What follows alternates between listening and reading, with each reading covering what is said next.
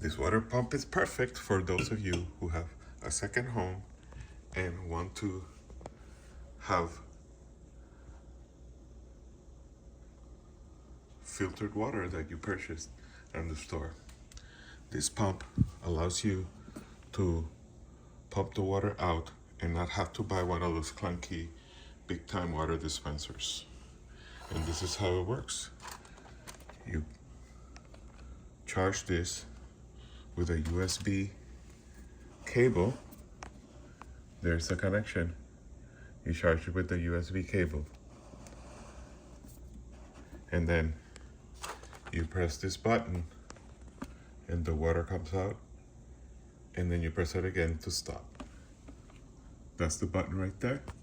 Let's press it. And there you go.